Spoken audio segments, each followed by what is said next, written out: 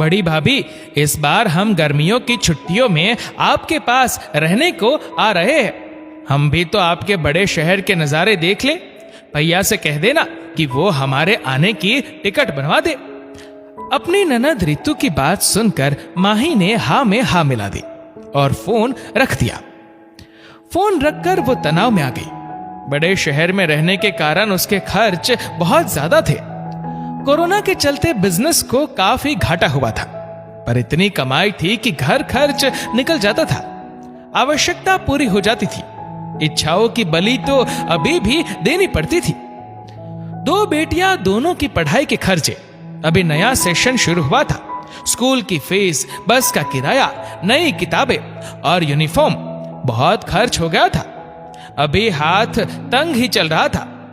रितु तो कभी भी ताना दे देती थी, बड़ी भाभी तो बड़ी कंजूस है, कभी रहने को बुलाती ही नहीं है। रितु से माही के घर के हालात छुपे नहीं थे, फिर भी वो ताना मारने से बाज नहीं आती थी। महेश घर आए तो माही बिफर पड़ी। ये देखकर महेश बोले, ये कौन सा तरीका है? हमारे घर रहने आ रही है तो आने जाने का खर्च भी हम ही उठाए, फिर रेलवे स्टेशन लेने भी जाओ। घर से 40 किलोमीटर पड़ता है। दुनिया भर में अकेली घूम लेती है आपकी बहन, पर जब मायके आना हो तो स्टेशन से कैब करके भी नहीं आ सकती है। बस आदेश दे देगी कि लेने आ जाओ।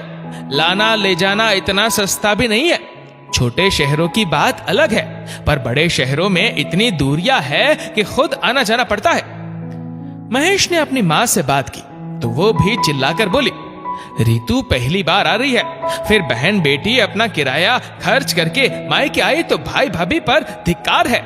तुम उसके आने जाने का टिकट भी नहीं बनवा सकते, एक ही बहन है।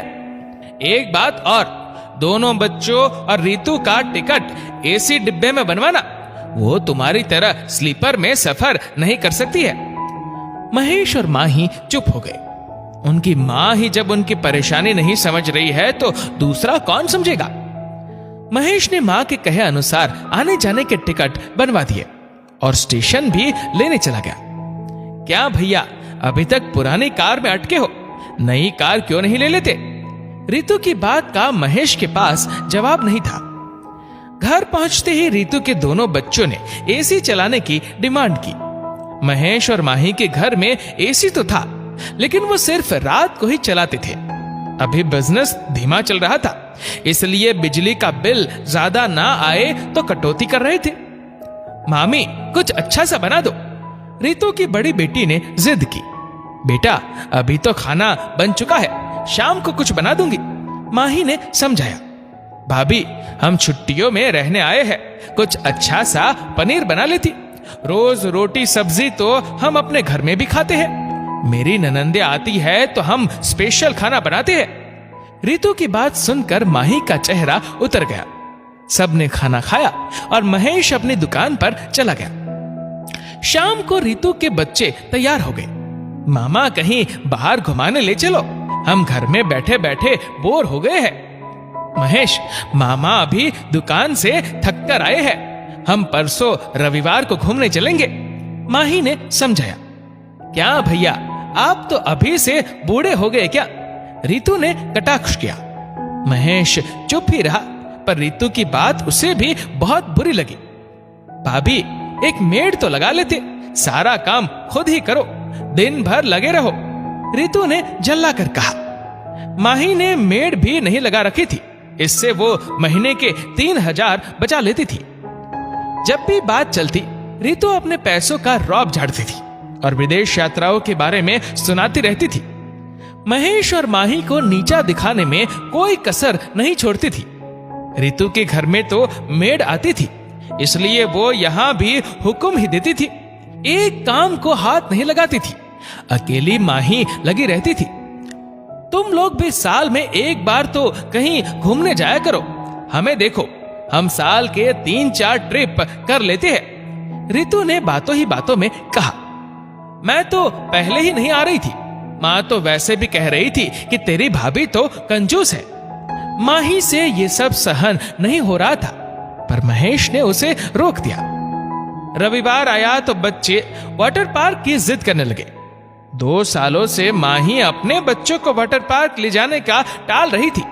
जब घर में हालात ठीक ना हो तो बच्चे खुद ही समझदार हो जाते हैं। वाटर पार्क की जिद पूरी करनी पड़ी। फिर बाहर होटल में महंगा खाना खाया। महेश के हालात की रितु को जरा भी परवाह नहीं थी। वो तो बस छुट्टियों में मजे करने आई थी। 7 दिन ऐसे ही निकल गए। रितु और बच्चों की रोज नई नई फरमाइशें होती। अचानक आए इस खर्च से माही के घर का बजट ही हिल गया। अब रितु के जाने की बारी आई। भैया, मुझे रेलवे स्टेशन छोड़कर आ जाइए। माही बोल पड़ी, दीदी मैंने कैब बुक करा दी है, आप चली जाइए। जब आप अकेले विदेश यात्रा कर सकती है, भारत में जगह जगह घूम सकती है, तो रेलवे स्टेशन कौन सा दूर है। और हाँ, घूमना सभी को अच्छा लगता है, पर पास में पैसा भी होना चाहिए। शौक हमें भी है, पर शौक तो पैसे से ही पूरे होते हैं। मेड लगाने से आराम हो जाता है, पर घर का बजट ही कम हो तो मेड से अच्छा मैं खुद ही काम कर लेती हूँ। मैं अपने पति को तनाव नहीं देना चाहती हूँ। जितनी चादर है उतने ही पैर पसारती हूँ। आपसे हमारे घर के हालात छुपे तो नहीं है, उस पर आपका रोज रोज ताना देना ठीक तो नहीं है। आपके भैया बुढ़े नहीं हुए हैं, पर थकान आ ही जाती है। रितु दीदी, ये छोटे शहरों का ट्रैफिक तो है नहीं, यहाँ तो घर से दुकान आने जाने में ही घंटों लग जाते हैं। बड़े शहरों में आधी जिंदगी इसी ट्रैफिक में निकल जाती है। एक बार घर आकर दोबारा घूमने जाना संभव नहीं है। मैंने इतने प्यार से खाना बनाया था, पर आपको स्पेशल खाना चाहिए, वो रोज तो नहीं बन सकता। आपने मेरी मनोहार नहीं देखी, आपने ये नहीं देखा इतनी गर्मी में भाभी ने इतने प्यार से खाना जो बनाया है, कम से कम उसका तो सम्मान करूं। जितना मेरे बजट में था मैंने उससे भी अच्छा करने की कोशिश की। बहन बेटियां मायके सिर्फ मजे करने नहीं आती है, उन्हें भाई भाभी की तकलीफें और परेशानियां भी देखनी चाहिए। मेरे घर के हालात अभी ऐसे नहीं हैं कि मैं आपको छुट्टियों में बुलाऊं और आपकी हर अपेक्षा पर खरी उतरूं। ये महंगे होटल का खाना, इतना घुमाना, दिन भर एसी चलाना, ये सब हमारे बजट में नहीं है। हमें बच्चों के लिए लैपटॉप लेना था, पर हम 4 सालों से ले नहीं पा रहे हैं। हम खुद कहीं घूमने नहीं जा पाते हैं। आप हमें कंजूस समझे तो समझे, पर हमारे हालात हमें ही देखने हैं। जब पैसे चाहिए होता है तो कोई नहीं देता है, कुछ भविष्य के लिए भी बचाना होता है। माही की बात सुनकर रितु को अपने किए पर पछतावा हुआ। वो कुछ ना बोली और चुपचाप कैब से चली गई।